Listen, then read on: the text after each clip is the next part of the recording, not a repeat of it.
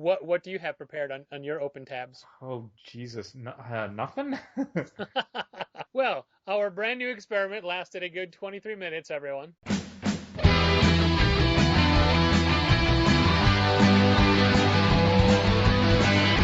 From Challengers Comics and Conversation in Chicago, this is Contest of Challengers.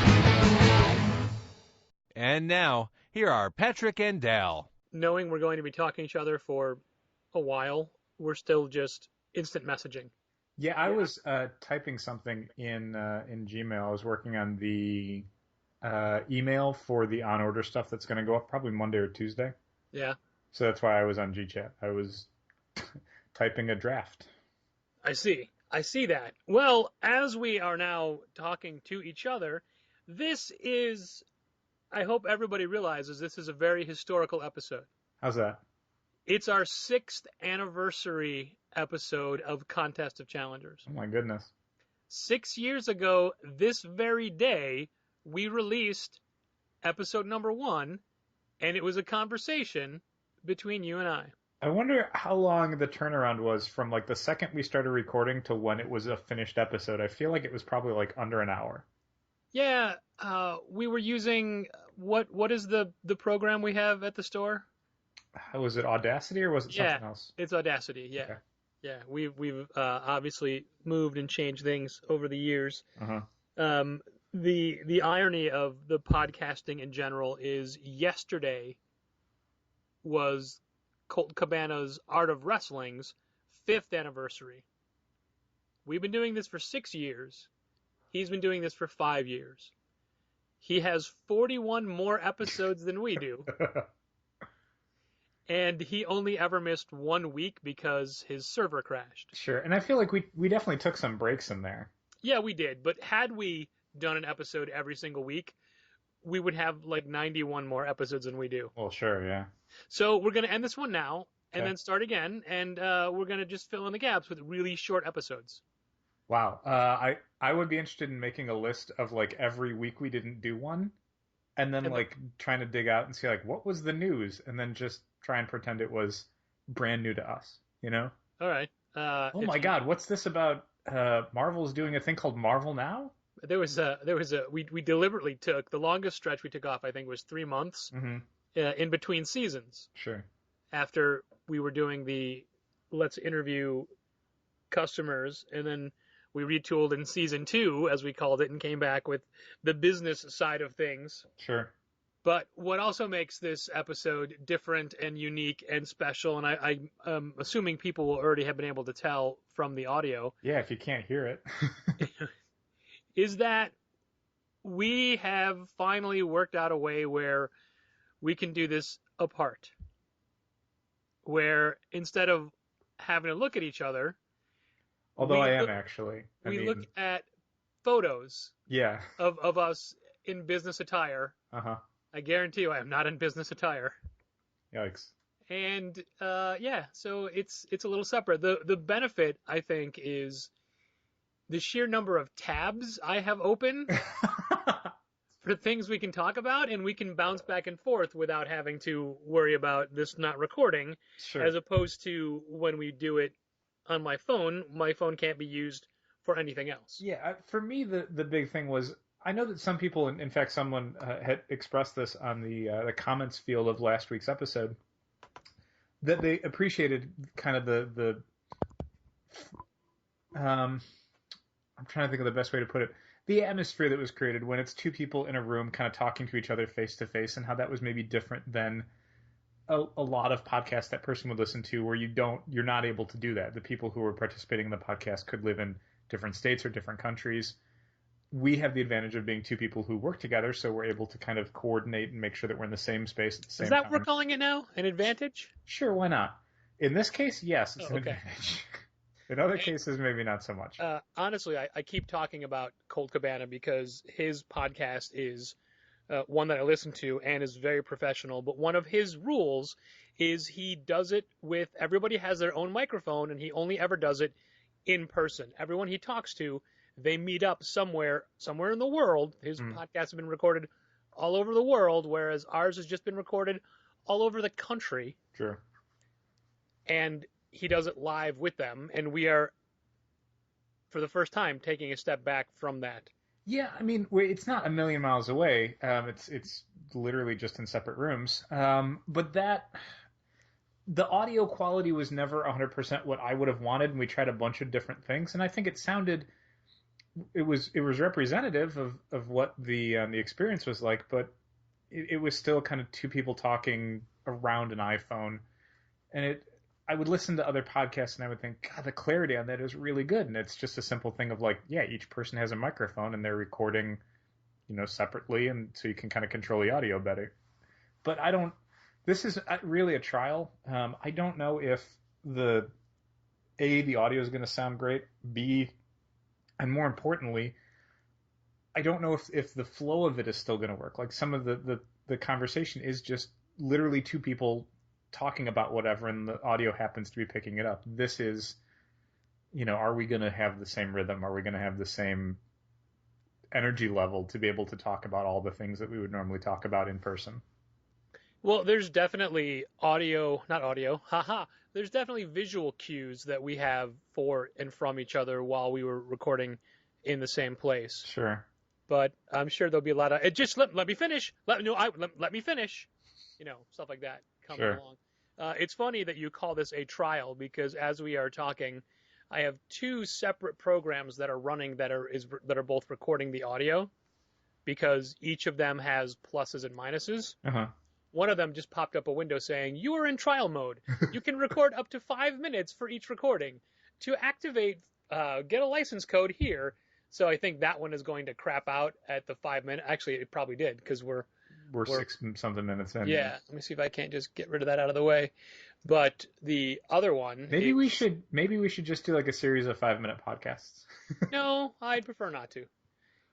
Yeah, it definitely isn't recording, but there's a separate program that is recording, Mm-hmm. and one that I actually thought I deleted because I'm like, oh, I got this other one and it sounds a little bit better, and it actually has a bar that attaches to the bottom of the program window so I could see. That's cool. I can see what it's doing, but that's not the one we're using. So, ha ha ha. Not cool. Who cares? So anyway, that is a little bit of behind the scenes. Maybe we're letting some of the magic escape, There's no but magic. in the meantime, No magic at all. as we're starting our It's just science. 7th actual year of doing this, not our 7th calendar year, let's talk about comics. What do you say about that? Fine. And by that, the first thing I'm going to say has nothing to do with comics. That Vox article you sent me about mob justice being out of control, Yeah. that is getting a lot of traction on the internet. I believe it. Well, is the internet taking it as maybe a cautionary tale, or is it no, you shut up? In fact, nobody is commenting; they're just posting it. Well, that's interesting. By traction, I mean it's getting a lot of views. A lot of shares. Yes. And this is related to comics because, quite frankly, this is the same type of tactic that was very predominant with Gamergate and literally any type of comic book controversy has this type of vehement yay and nay reaction. Yeah, I mean, the discussions tend to heat up and feed into themselves a lot faster and more aggressively than they used to before. The wonder of the instant communication of the internet can also be a little horrifying when it creates a situation that is just steamrolling over a lot of different people and ideas in favor of whatever the loudest voice is saying.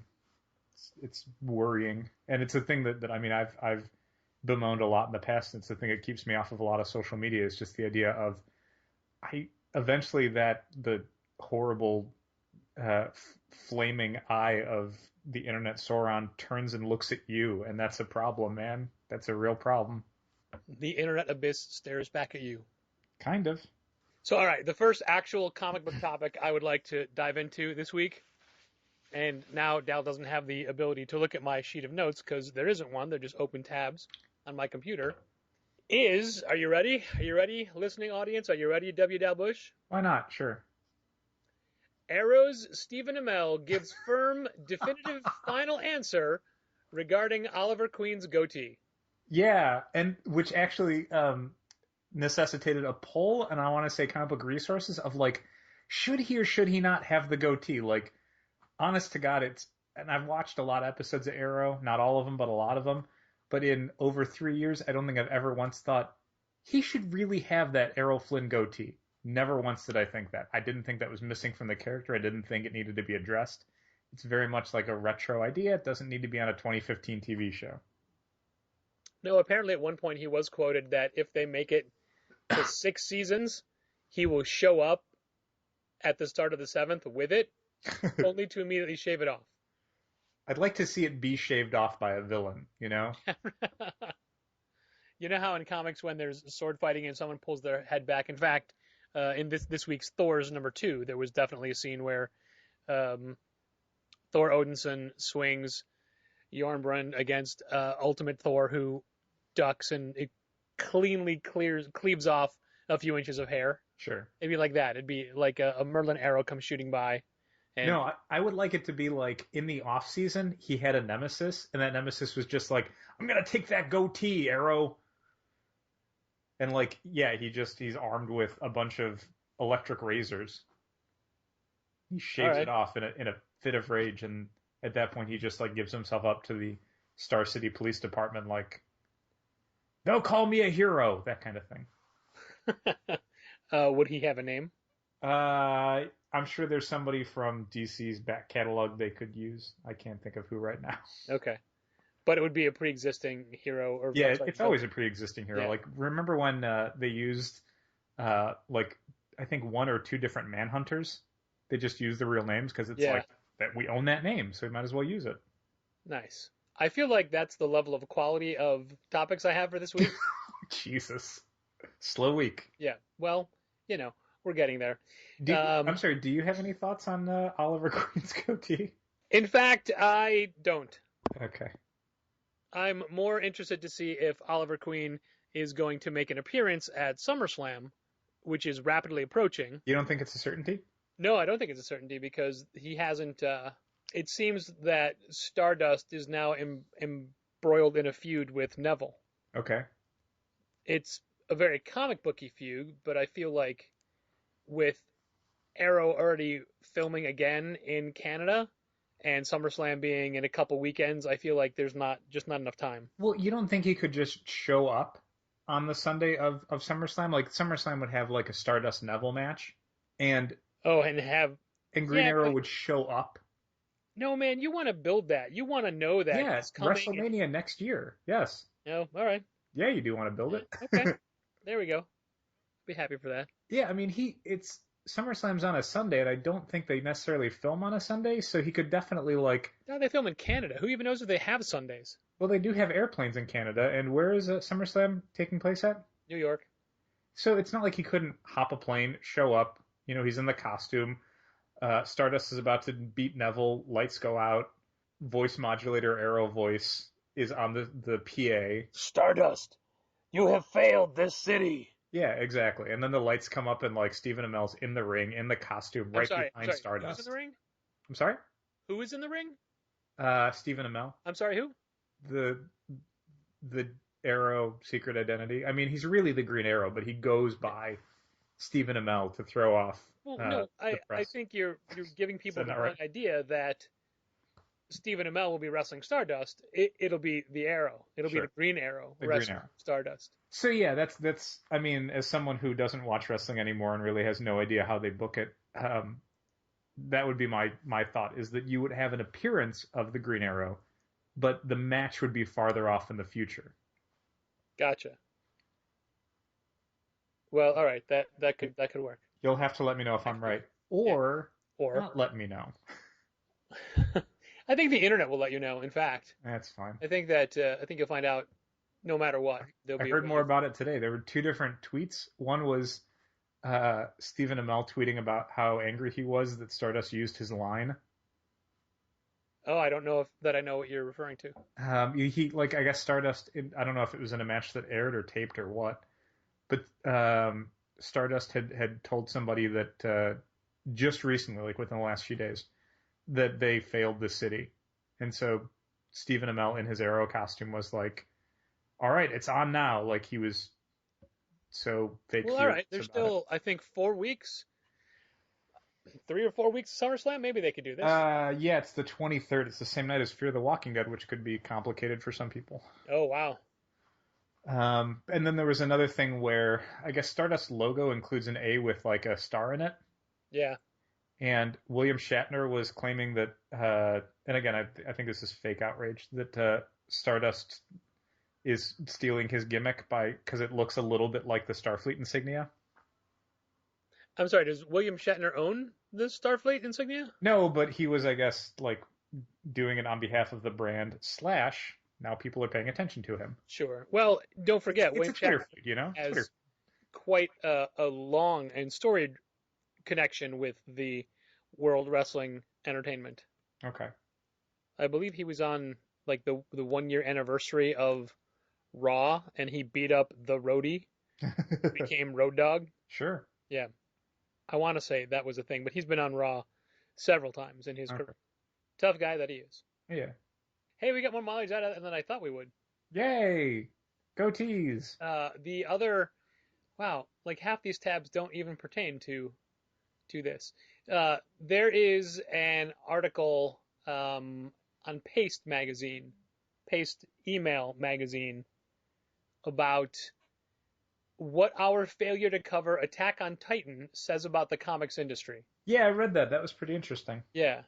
And basically what they're saying is, you know, we jump up and down and celebrate the crap out of Star Wars and its 1 million copies, but look at how well Attack on Titan sells consistently in its home country, In America. across the world, and in America. Yeah, and I mean, in Japan, it's like 40-something million copies over every volume. In America, it's 2-point-something million over 15 volumes or what have you. Yeah. And to me, like, the idea of covering Attack on Titan is a valid point, but I took a little bit more away from the idea of that 1 million copies of Star Wars is heavily qualified.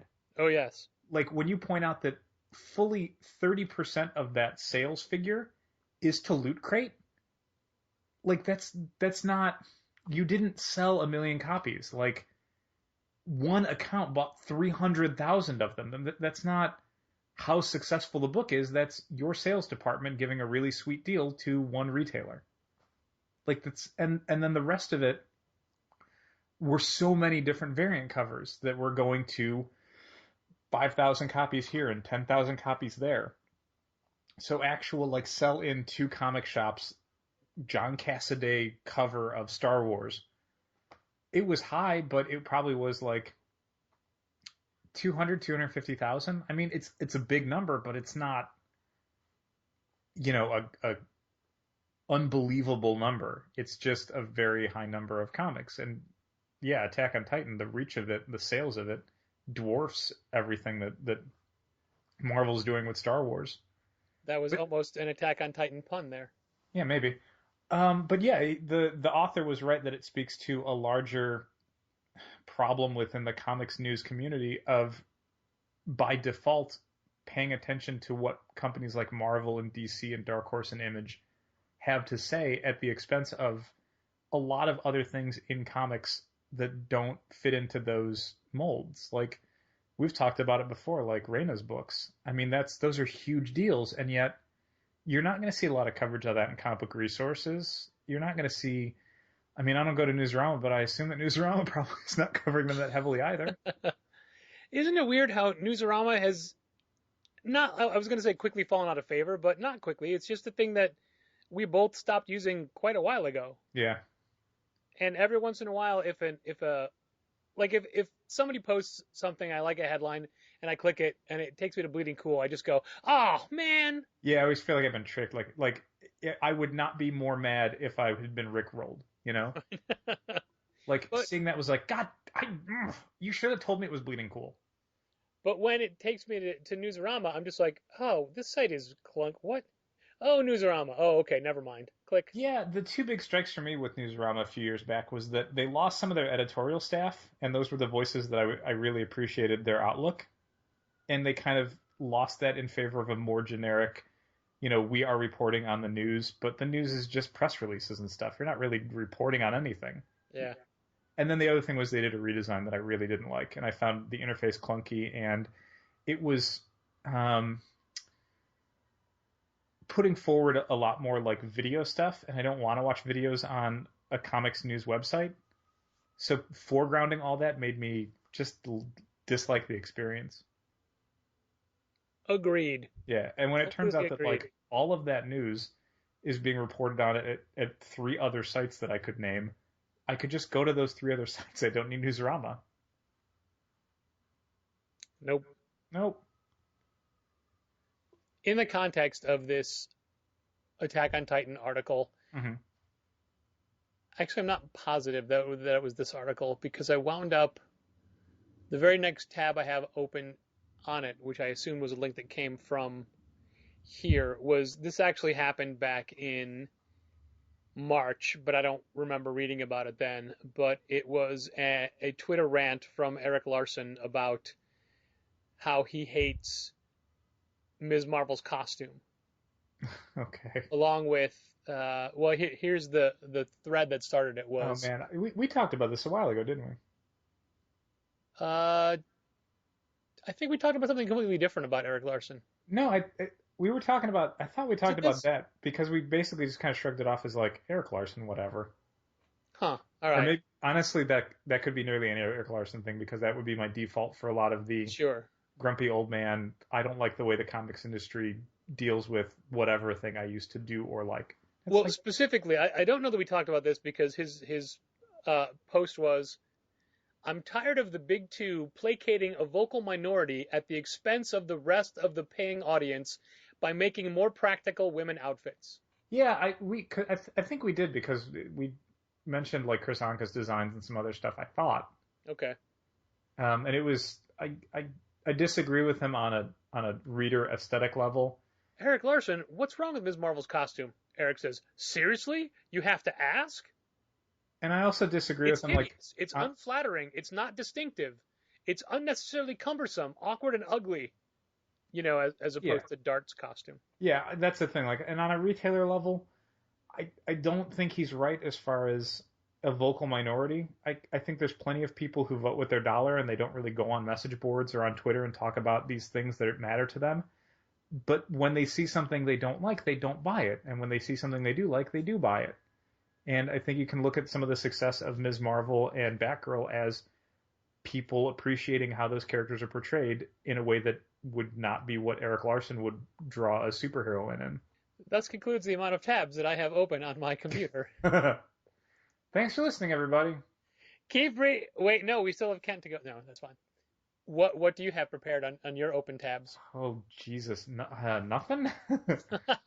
Well, our brand new experiment lasted a good 23 minutes, everyone. I didn't realize I was supposed to prepare something. Let me look. That was, like, we talked about how this was going to be the way we could do it. Hooray. Wait, No, could do it? wait, wait. Hold it. Stop it. No. I thought I had another one, but I don't. So, I'm going to send you a link to something, because I can do that now. This was an article on Comics Alliance, but I think they're part of a network of a few different sites. So this originally came from their movie site, which is Screen Crush. Okay. And the headline is Scoot McNairy's Batman vs. Superman mystery role revealed. Who's Scoot McNairy? Scoot McNairy is an actor that was in the Mandarin short that I never saw. you never saw, but he's also one of the lead actors on *Halt and Catch Fire*, which you don't watch. But he had been on the cast list of the Batman v Superman: Dawn of Justice movie, but there was no mention of what character he was playing. So a lot of speculation had run around about who he could possibly be playing. There's a thing in here that the Screen Crush writer Mike Sampson does that drove me crazy, and I was so upset about it. The paragraph is, just one day after we received confirmation on Jenna Malone's mysterious Batman vs. Superman role, comes more mystery role confirmation. Heroic Hollywood has confirmed that McNairy will be playing Superman's old pal Jimmy Olsen. Okay, so they used the word confirmation twice in that paragraph and confirmed another time. Heroic Hollywood has confirmed that McNairy will be playing Superman's old pal Jimmy Olsen. I'm like, Heroic Hollywood has confirmed? How did they confirm it? Like, did they get actually, like, Zack Snyder or somebody to go on the record? Did Warner Brothers release a statement saying exactly who Scoop McNairy was playing. Did McNairy maybe go on Twitter and say who he was playing? So I clicked the link, and the page it leads to, the article is rumor. Scott McNairy is playing Jimmy Olsen in Batman v Superman DOJ. And it's like, the first word in the article is rumor. They haven't confirmed anything. They've talked to people. They've gotten off the record comments.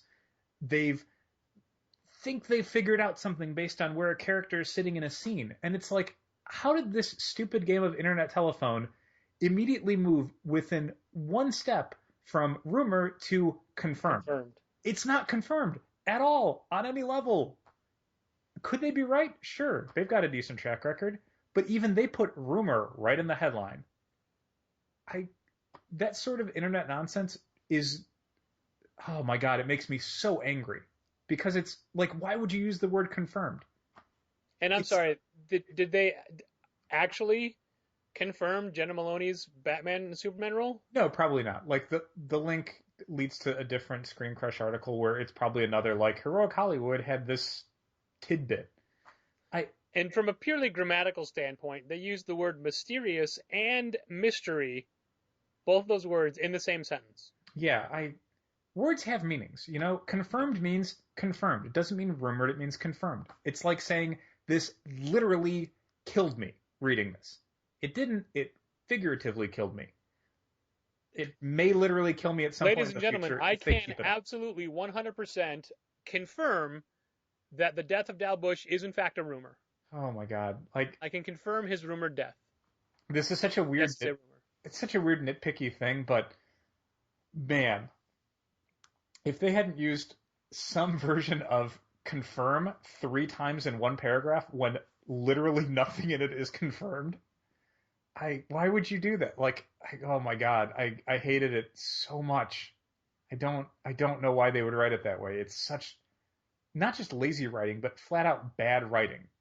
So annoying. Yeah, I mean, it's bad enough to be reporting on a rumor in the first place, but to then upgrade it to confirmed when nothing's been the confirmation is you read it. That doesn't make it confirmed. I definitely can confirm that I read it. Does that count? Is there any type of maybe anything for that? So no? That's a thing. That's a comic book thing. It's certainly a comic book thing. Oh my God. Oh, internet. Well, on a much smaller note, a inside Challengers note, I almost didn't even want to mention this because I'm pretty sure almost no one would notice. I mean, Patrick Bertram would notice, but he already did. Uh-huh. But I feel like nobody else would. But the bus tracker that we had in our store for the last 5 years has gone away. The Chamber of Commerce that was working with, was it Red Post? Red Post, that's correct. Red Post and our Chamber of Commerce were working together to put these bus trackers in local businesses, and I'm sure you've all seen ours. It was a 14-inch monitor in a white metal frame that had a scroll across the bottom of all the local bus stops, and we got to program in which bus stops were most relevant to us, and it would tell you which buses were coming and how far in between they were. And the top of it would be ads for community events, not store events or sales or things like that, but events around our local community. And they put that up December. It was a December when they put it up, and it was right when we had bought our monitor, our new release board monitor, when we'd gone away with the printed sheets of paper that we would tape to the dry erase board and hang those up at different points in the store, because we had 2 of those at the time. So we were going to put up this large, 40 inches? Yeah, 40 or 42, somewhere like that. Monitor. So once they had mounted their bus tracker, and do you remember at that time, was our counter still the other way? I don't think so. Yeah, I don't. Because they had to create a different plug because of where everything was and the clearances that were there. Okay. So we used their placement for that monitor as to where we would put up our new release board. Well, just the other day, they came and took it away because that program ended and they're transitioning out of that type of a business model. So they no longer do the bus tracker. So they took away our bus tracker, and that left a gap underneath our new release board. And today we filled that gap by lowering our monitor, which I was the one that put that monitor up back in the day. Clearly, I had help. After doing it again today, I clearly had help. I couldn't have done it by myself, but I don't remember anything about that time, or I guess it was you. Does it make sense? Yeah, You, probably. yeah, I, I assume I helped you out on it because who else would it have been? right. But that necessitated unplugging the TV, disconnecting the TV from the wall mount, disconnecting the wall mount from the wall, and we don't have the right tools. Even though I have a wonderful bucket of tools in the back, we needed sockets for this and didn't have them. And I imagine we must have had them in the beginning, Mm-hmm. but 5 years later, Right. don't. So taking by hand with pliers and vice grips, unbolting the bolts in the bracket from the wall, and then just seeing how absolutely filthy everything was up there. One of the worst parts about being up on that super tall ladder is the conduits that run across the top of the store. Mm-hmm. They're painted white, but the tops are so covered in dust, you can't even clean them because that would kick that thick, gross dust everywhere. So you have to leave it, and nobody sees it, and you can't see it because you're under it. But when you're up there almost at eye level, yeah, you see it. Ugh. But it wasn't just like, okay, we lower the monitor. No, now I have to spackle the holes from the where the bracket previously was, Mm-hmm. and then I have to paint over those, and then I get to figure out where the bracket has to go for the new monitor, and then not only drill holes, but use just pliers to mount the bolts back in, and all of that while in dress shoes and a shirt and tie on a ladder. What I'm saying is it took way too long for a thing that most people may not notice, and now that the monitor is lower by about 2 feet and closer to eye level, it's harder to read. Is it really? There's more of a glare. Huh, I thought there'd be less of a glare. We tilted it down even from where Yeah. it used to be. But no, there's more of a glare, and I don't know. I'm sure it's fine, and I'm sure I'm overanalyzing it, but We always do. for the amount of work that thing took, I thought it would just be like, I can knock this out in a half an hour, which I'm never, ever, ever right in how long I think any type of construction project will take. Right. It always takes at least twice as long as I expect. And I was lucky enough to have Gina Challenger working with me today, who is capable in these things. And if I need somebody as an assistant, she's more than just, here's a screwdriver, here's a flashlight. She's also good at, if we're on opposite sides, whatever I'm doing on my side, she can duplicate on her side kind of thing. Right. Which is nice. But also, and you stopped by today and actually came in at a rather critical part that Gina had to tag out for. Yeah, I was disappointed that ended up happening. Sorry. It's mainly because of your height. I was all like, I'm going to come in and get these boxes and go. Hey, what's going on up on this ladder? Hey, okay, yes, I will grab that side of the TV and hold it. Yeah, I had explained to Gina, it's not because she couldn't hold it, which she clearly could and easily. She just couldn't reach it. Right. That's a whole different story. But it got done, and it was exhausting. There were 2 separate adrenaline rushes and crashes during that ordeal. Yeah. And that shouldn't happen because it's just a very simple thing. But it's a matter of the counter's in the way, so you can't have ladders side by side. There's only so much space you have to duck your head around and whatever. So all I'm saying is I expect tomorrow morning when I get in there to be a TV shattered on the floor. That'll solve the problem for you. Yep. Glare's gone. Yeah, no doubt. And we did adjust it a little bit a way we hadn't before, where it's tilted down a little bit more. So I think it maybe it'll catch people's eye. I don't know. Maybe. I wonder if anyone listening comes in and sees it, and if they say, "Oh, it looks great," if it's because they legitimately saw it, or they're just trying to placate me. Yeah, probably the latter. I don't know. I'll take it. We'll see what happens. I'll take it. Although I'm sure someone will look at it and say, "Aw, man, where's the bus tracker?" Yeah, probably one or two people will do it as a joke, and that joke will not be funny. Yeah. You spoil the surprise. It will not be funny.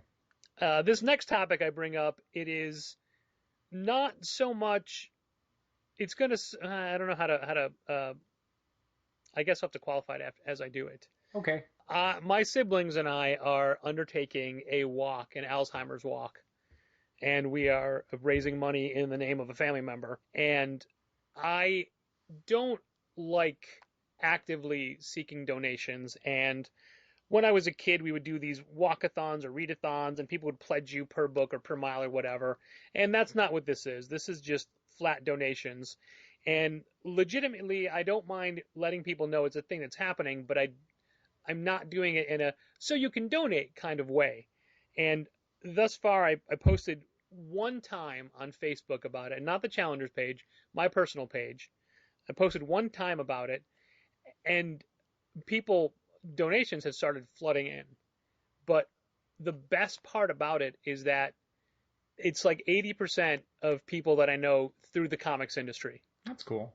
It's the comics community is such a wonderful and supportive and encouraging place to be. And I started initially, I figured if someone's going to give money to this thing, the least I could do is publicly thank them on Facebook, but not thank them, not like saying, "Hey, Dal, thanks for the donation," but just doing a quick little testimonial about that person. Mm-hmm. And I don't say why, and I don't say, "Oh, it's because Dal donated to this Alzheimer's walk that I'm doing." I was just doing it as my way of thanking them. Yeah, it's something where you know why you're doing it, and the person getting it can assume why they're getting it. Yeah. But it's never directly stated to the rest of the world, here's why this is happening. I almost feel bad now, though, for the people that I started doing it for in the beginning, because now they're getting elaborate and more storytelling and photos if I have them. Wow. And I feel like the first couple people got shortchanged, like, "Oh, yeah, Dal's a nice guy, whatever, blah, blah." But now it's like, when I first met Samantha in the fall of 2007, when she had written me an email, blah, blah, blah, blah. Sure. Things like that. And they're getting not hard to do, but hard to not repeat. Okay. Everybody I know can't be the best person ever.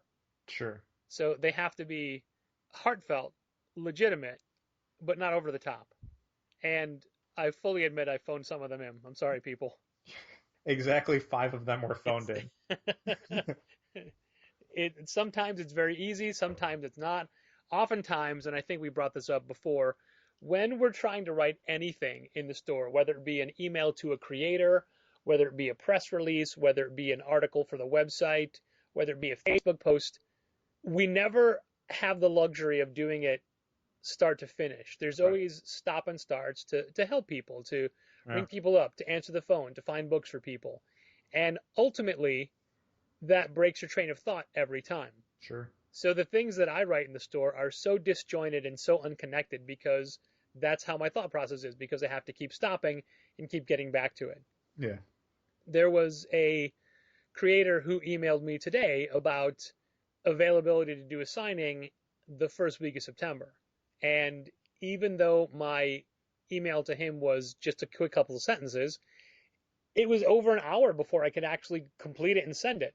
Jeez. And it was a half-written sentence for so long, and I kept saying, "Oh, this is good enough." No, you haven't finished. Oh, wait, I'm sorry. What do you need, sir? Okay, let me get that for you. So yeah, I always feel bad for people who maybe get an email that just doesn't seem to make sense, because I lost my train of thought rapidly and often. Yeah, 3 different parts of it made sense when you were writing it, but altogether it makes no sense. Yeah, they may not be three parts that fit together. Yeah.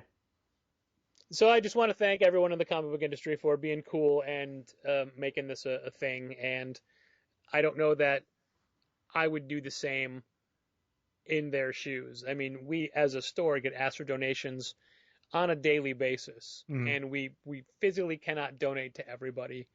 And more lately, they're starting to seem pretty sketchy, starting to seem like they're just events like, "Oh, this is for my kid's birthday."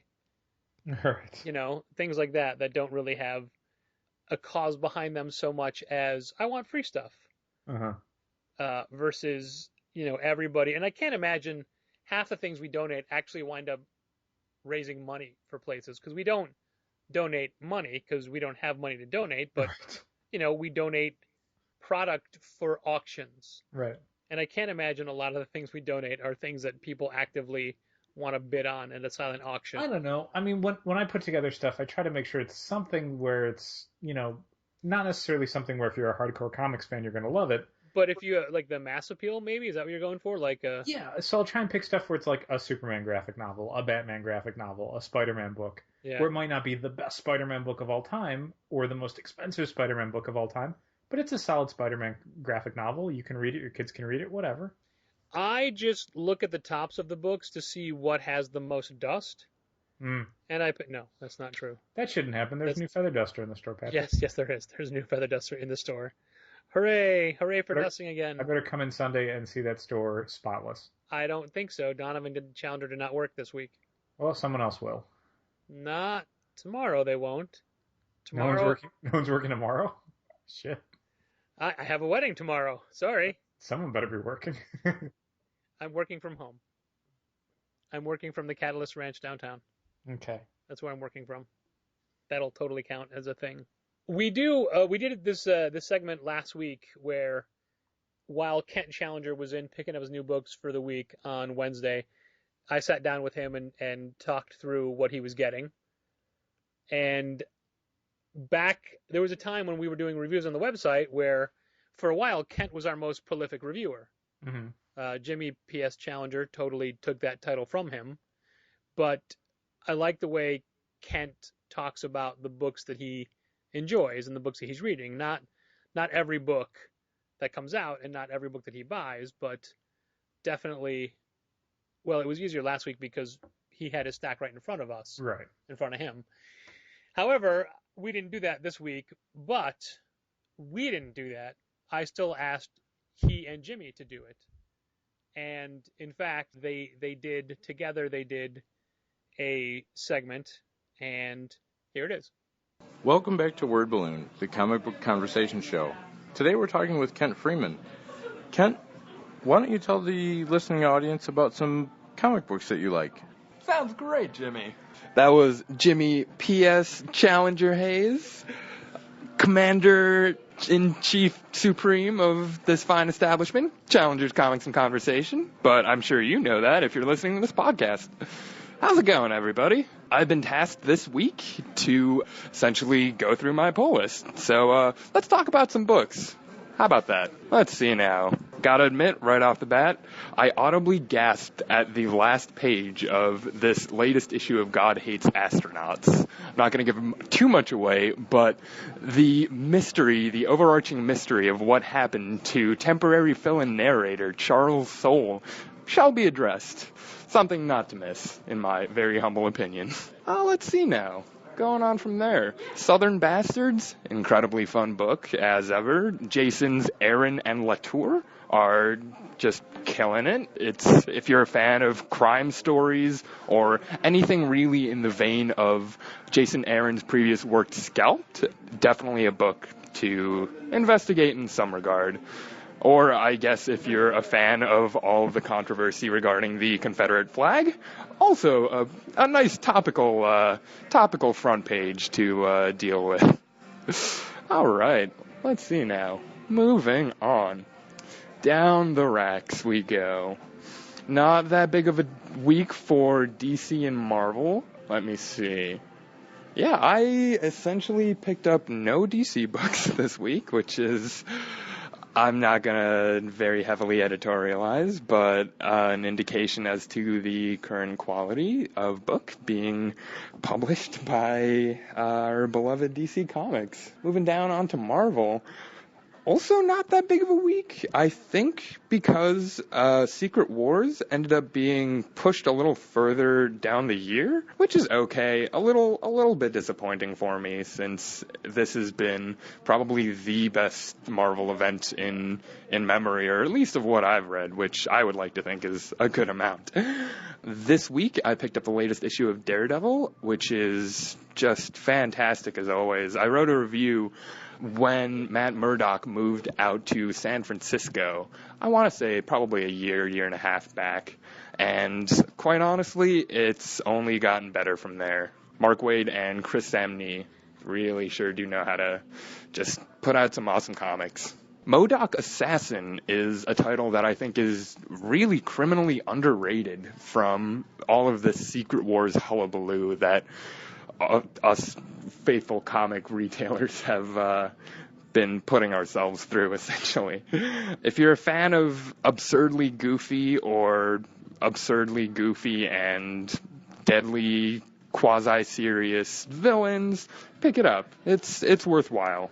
It very much is. I also picked up Star Wars, which, to be honest, is a series that I'm not really sure if I'm going to keep on following.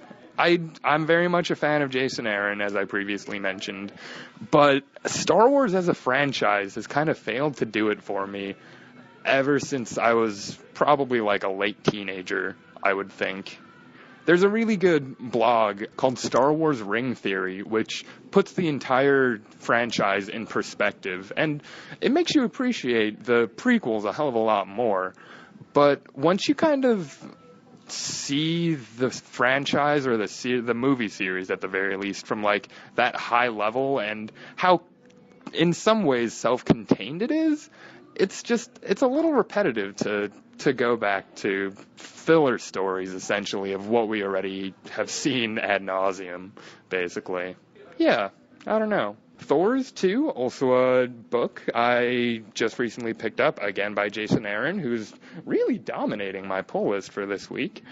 It's pretty fun. Chris Sprouse is killing it, as always. Relatively widescreen book, but it's not especially something that needs to be as compressed as a lot of other titles out there are. If you're a fan of Thor, yeah, pick it up. I mean, keep on going with the Jason Aaron run. It'll only really reward you later on.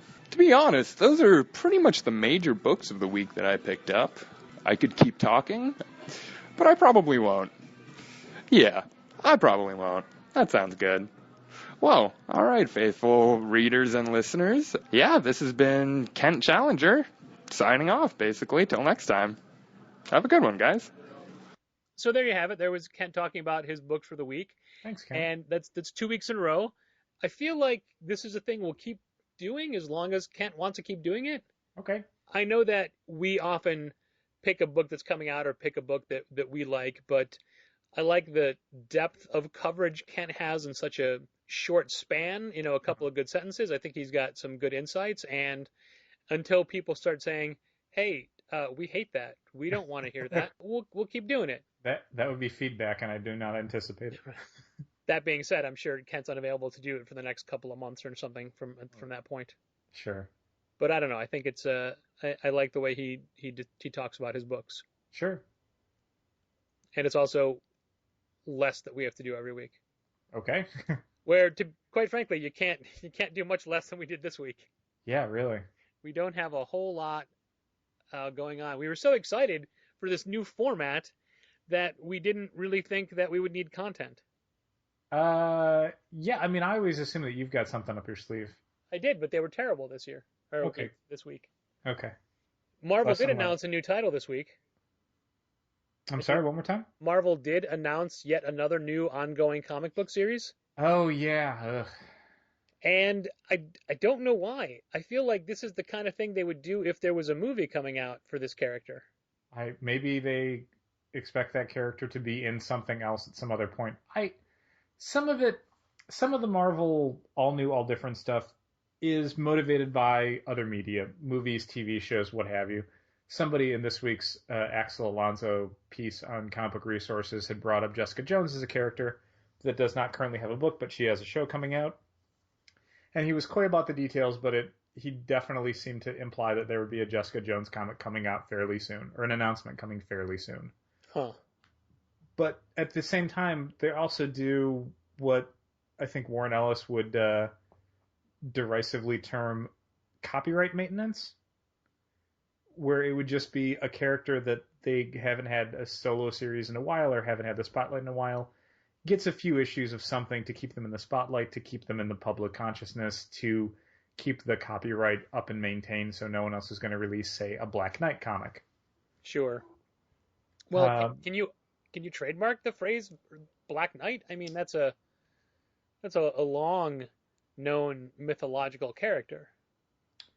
Yeah, I don't entirely know what they go for and what they don't go for. I don't follow Marvel's legal filings that closely. But So anyway, that version of the character, that image of the character, is maybe one that they would want to keep going rather than specifically the name of it. Do you know what I mean? yeah. Like the look of it is a thing you can also copyright or trademark. I never remember which one's which. And that allows them to kind of, again, keep that as a possibility to exploit down the line. I feel like the last iteration of the Black Knight character that I was a fan of was Paul Cornell back when he was doing, I forget what series that Black Knight was in. Captain Britain and MI-13. Yeah, that one.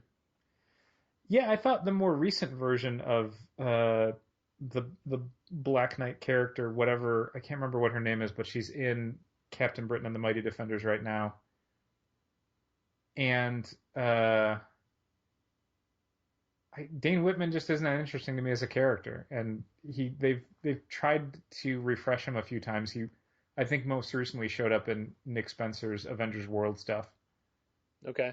And just he was there, and he was part of a Eurozone team, and it wasn't super interesting. They tried to give him a little bit more juice, but it didn't matter. No one picked that up and decided they wanted to do more with Black Knight. And this version of him is basically Black Knight in the Archon role in Weird World. Yeah, that's what it seems a little bit. Yeah. Yeah. I find it interesting that they keep referencing heavily the Curse of the Ebony Blade, yet on the front cover that they show us, it's red. Right. It's like a solid red sword. Yay. Frank Thierry's writing it, and that's usually a thing that makes me not very excited about a comic book. Yeah. The guy drawing it is currently doing the Red Skull Secret Wars miniseries. Yeah, which I didn't love the art or the writing on, so I can't say I'm between the character, the writer, and the artist. I'm not. This one's not for me, is what I'll say. That's the thing. I don't know who it's for. Like, Yeah. knowing our 300 plus club members, I can't pinpoint a single person. Okay, I got one. I can't think of two people that would pick up this series. Yeah, to me, every so often when they have these huge launches of 10 or 20 or 50 new series, some are going to be great, and some of them are going to be good, and some of them are going to be like, man, I do not know why you're wasting the manpower on this. This is like this wave's Deathlock comic, where it's like, even Deathlock was like kind of on a TV show, maybe a little bit a few months before the book came out for a couple episodes. Yeah, I mean, I feel like that was a little bit more of a reason to. But that thing ran like maybe in like 9 or 10 issues, and it was dead for us almost immediately. Isn't it still going? I think like 10 is maybe its last one. 9 or 10. Again, I don't really follow it because it doesn't really sell, and no one reads it or talks about it. I don't know. Gotcha. But yeah, that's another book where it's so clearly not a great idea, and it's weirdly. There's times when you can sort of understand what a publisher's doing if they think that it speaks to an audience that they're maybe not reaching normally. But honest to God, like books like Black Knight and Deathlock, they're not reaching out to an audience beyond the regular Marvel audience. Like, No.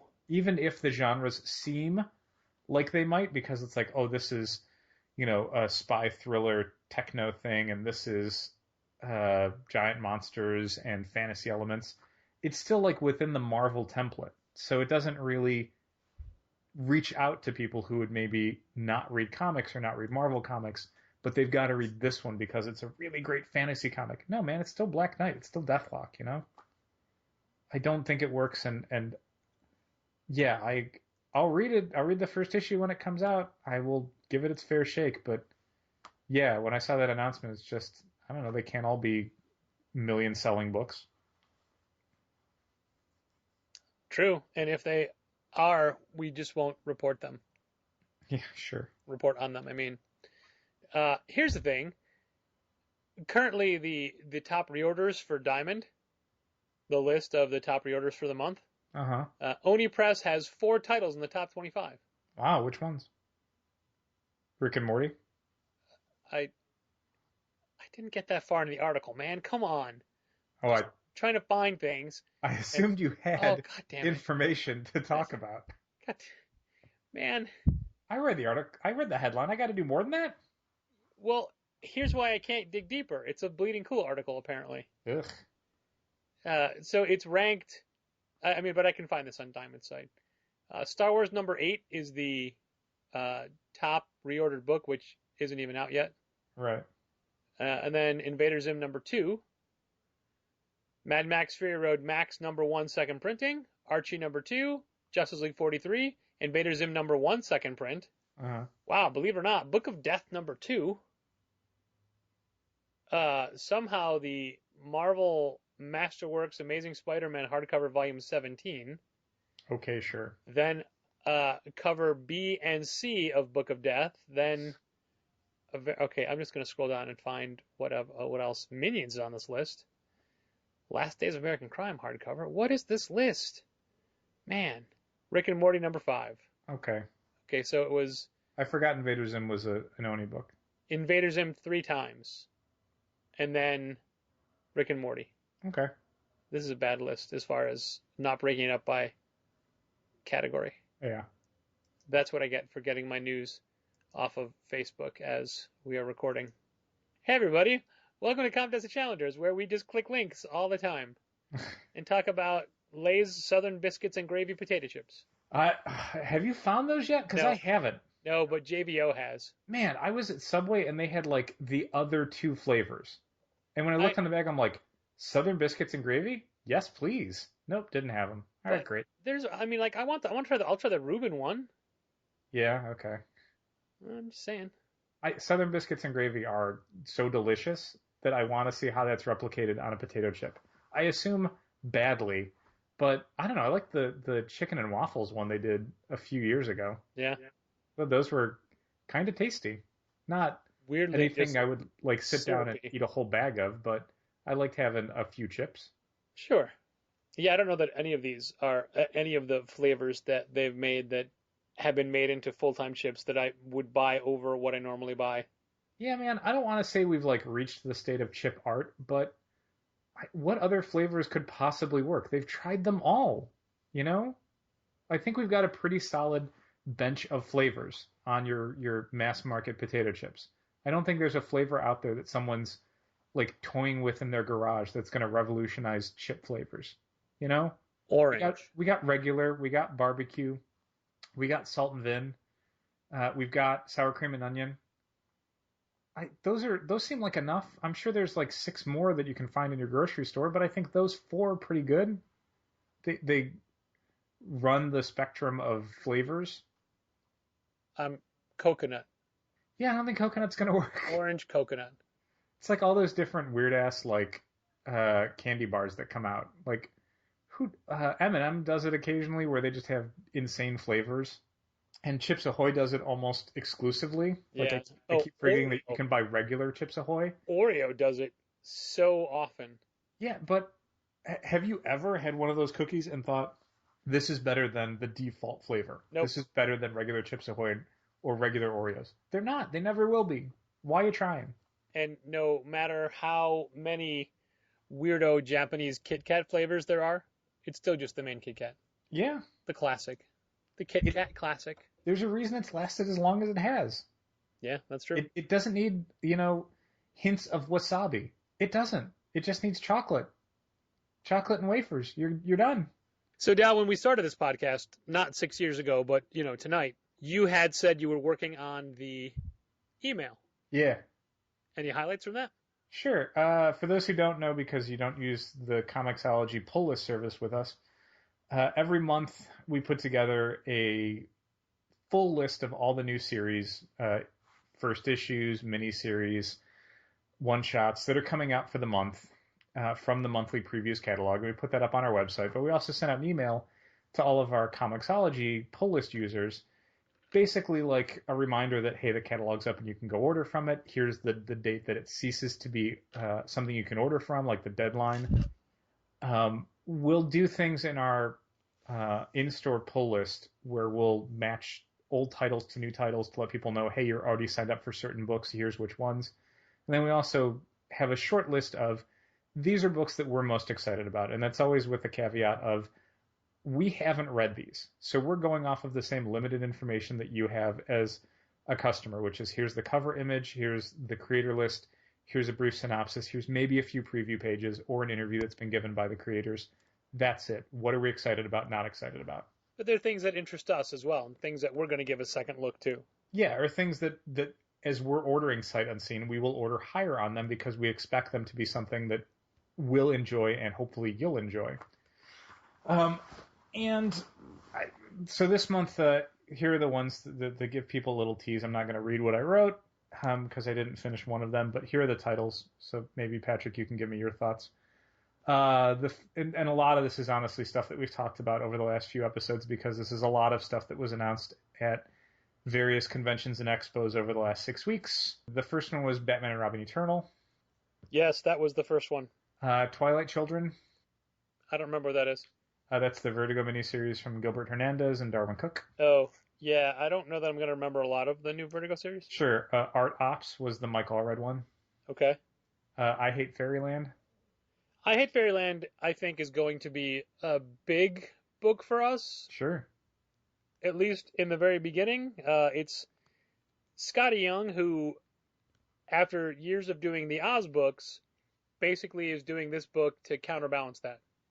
Yeah, I think I said, I'm trying to think of how I use this. I called it a corrective to years of all ages work. Like, Yeah. It definitely feels like he had to tamp down some of his personality to do those books effectively, but now that he's pitching a book to adults, he can be what he really is, which is absolutely filthy. And this is a book really for anybody who has kids, and the kid wants to just watch or listen to the same thing day after day, time after time. You know how a kid could watch a movie 4 times in a row without blinking? Sure. But it's driving their adult or guardian absolutely bonkers? Sure. There were a lot of parents a year or two ago who were kind of at the end of their rope from their kids singing songs from Frozen nonstop, 10 hours a day, 7 days a week. That's what this book is.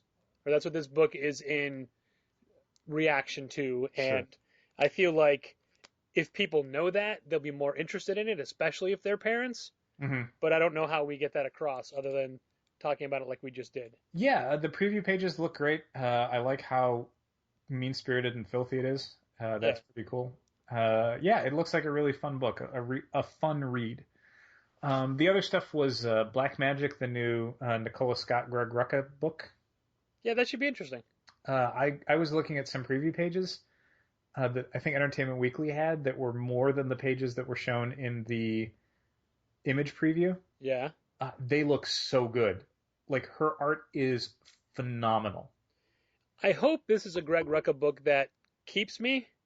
Sure. And I say that meaning I start out with all of Greg Rucka's comics, all of his creator-owned books, but I eventually fall off of them, and Lazarus was the most recent casualty. Yeah, the thing that has me a little worried is that they describe it as a witch noir, where it's a mix of like a detective story and witchcraft, and all I can think is, Coffin Hill really didn't do it for me. Yeah.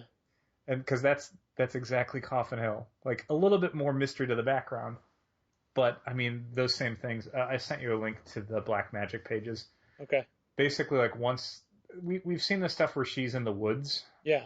But once it gets outside of that, she's doing a lot with toning, and they use a lot of like ink wash, and it looks so good. To me, it's such an improvement over the DC stuff, and I always liked her DC stuff. Sure. But yeah, the ink wash definitely gives it a whole different flavor than like Earth 2 and things like that. I like it when you get two well-known creators who want to work together, and they just say to each other, well, what do you want to do? Like, let's make it a book that's fun for both of us. Yeah, that was always a neat thing when you read things from writers, and it would be like, yeah, there's a lot of like animals in this story because the artist said he really wanted to draw animals, and there's not a lot of cars because he did not want to draw cars. I mean, sometimes that goes to too far of an extreme where nearly anything Jeff Loeb did for Marvel was like, you're just letting the artist dictate exactly what the pace of the story is, and you need to take a more firm hand than that. You need to tell a story beyond double-page splashes that they can sell for $3,000. Like, it needs to be more of an actual narrative instead of just crazy-ass fight scenes. All right, moving on. Paper Girls, bearing the lead a little bit, but that's going to be the biggest book for us, I'm sure, for the month. Yep. The thing that's weird about Paper Girls is that I read the preview both in Saga and in the image sampler, which I think it's the exact same pages. Yeah. Really hard to figure out what it's about because Brian K. Vaughan has basically said there is a twist and we're not going to tell you what it is until you read it. That's fair. But it's tough because it makes ordering and pitching the book really difficult because it's like, I don't know what it's about. They've said it's like an 80s teen movie with a War of the Worlds thing going on. So apparently like alien invasion is kind of the thing that they might be hinting at. But it's a little unclear exactly what's going to be happening and how soon it's going to be happening and what it means for the story. But it's Brian K. Vaughan and Cliff Chang, so I am excited about it, and I'm sure we'll sell a ton of it. The next one I had was Blade, Tim Seeley and Logan Fairbur's new book from Marvel. Blade the Hunter. I think I just put Blade. Oh, okay. Yeah, I haven't seen enough of it to really get a firm grip on it, but knowing how Tim writes and knowing how Logan draws, I think I'm excited about it. It's also getting a really strong reaction online. Like positive or negative? Positive. Well, that's good. Yeah. Doctor Strange, Extraordinary X-Men, Karnak.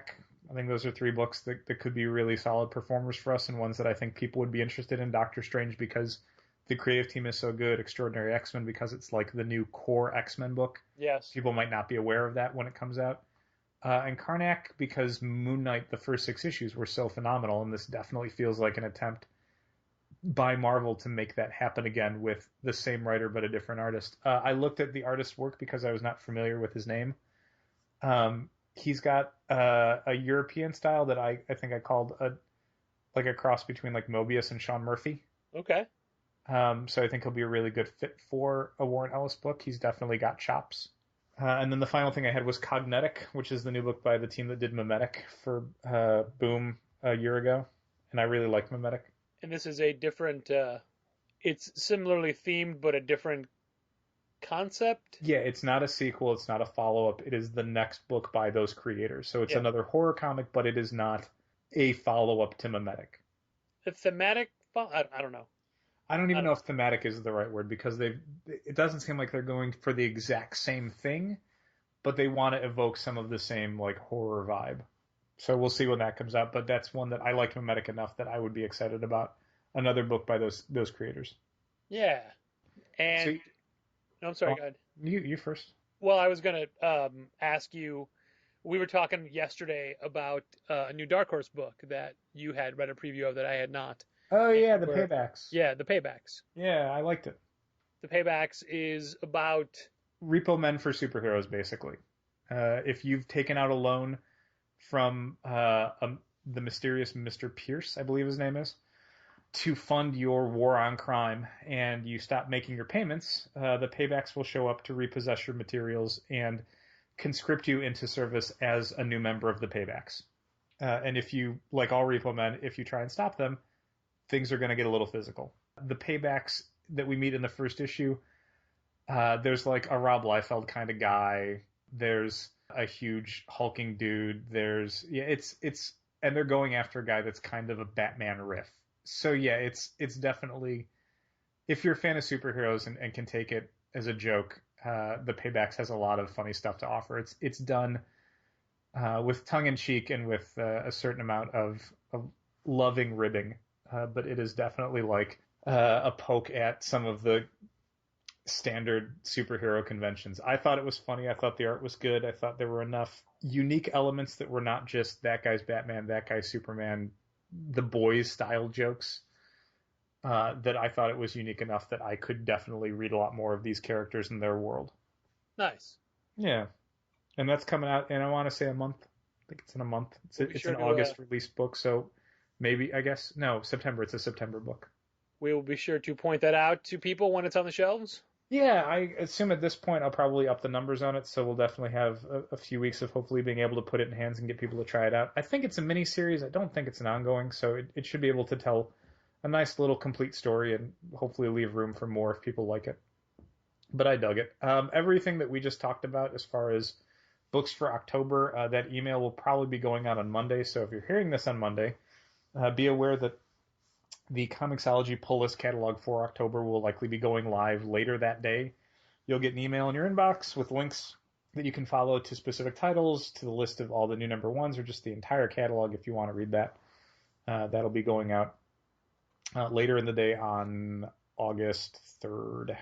I want to share this following story because it relates to Comixology, and it just shows how a lot of people may not really be clear what Comixology is or how it's supposed to work.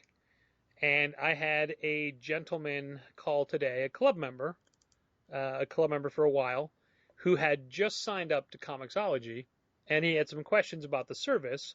Specifically, he'd signed up and used the link and connected to our store, but was confused because his books didn't populate. And I had to tell him that was a thing that either he has to do or we have to do. Right.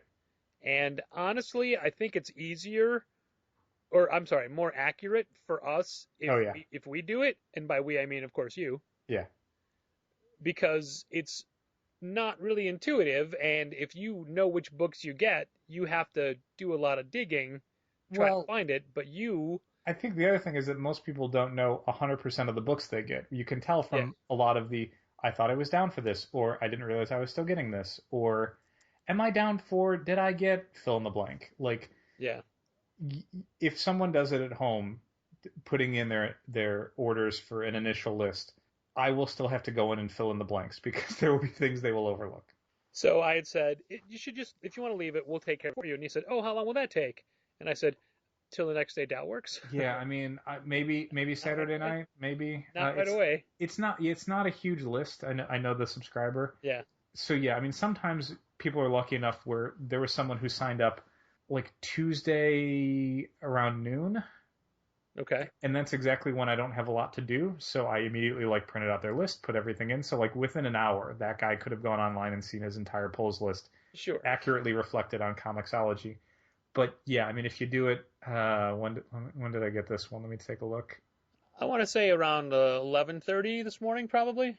Yeah, everything's covering everything up on my screen. 11:05 a.m. If you do that 11:05 a.m. on a Friday, it's going to be a day or two. It is not going to happen immediately.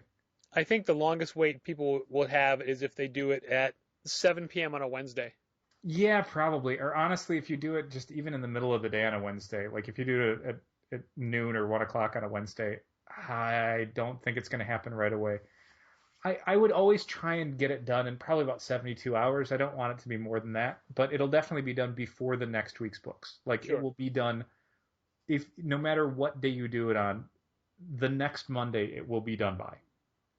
And honestly, my point of bringing up the story was not in any way to embarrass the gentleman or to say he doesn't know what he's doing, but just to show that Comixology is a difficult thing to navigate, and his problems are concerns that everybody has on it, and it's definitely not a perfect system, but sure. And I feel that we work with it more than anybody. Probably, and I explained to him how much double work we do for it to make sure that it's accurate. Yeah, I think that's the main thing that people may or may not be aware of, is that there is no automatic process between our in-store pulls and the online Comixology list. That's just reporting that goes to us that then we have to move into a different program, by hand.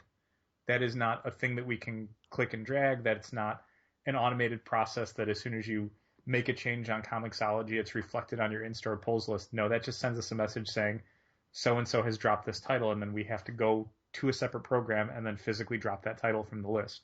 Yep. So it's not immediate. Depending on when a change is made and the nature of the change, we try and prioritize certain things.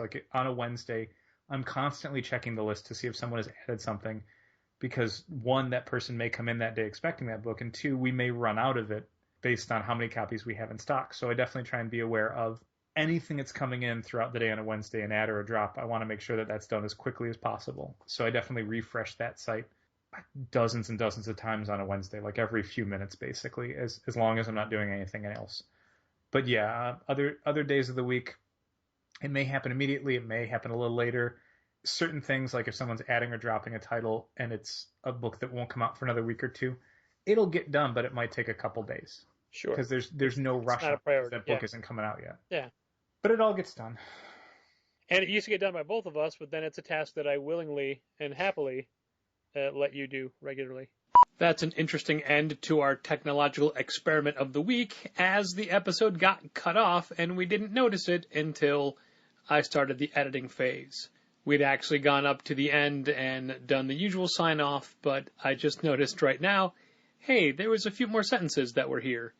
Nothing major, but, we don't want to end on just an abrupt cutting off of mid-thought. So you get this little bumper at the end. And you know what it's going to say? Thanks for listening. Keep reading comics. This has been Contest of Challengers. Thanks for listening. Keep reading comics. Challengers is located at 1845 North Western Avenue in the Bucktown neighborhood of Chicago, 773-278-0155. You can visit Challengers on the web at challengerscomics.com. You can direct email to challengers@challengerscomics.com. You can become a fan on Facebook at facebook.com/challengerscomics. And you can follow Challengers on Twitter at twitter.com/challengers.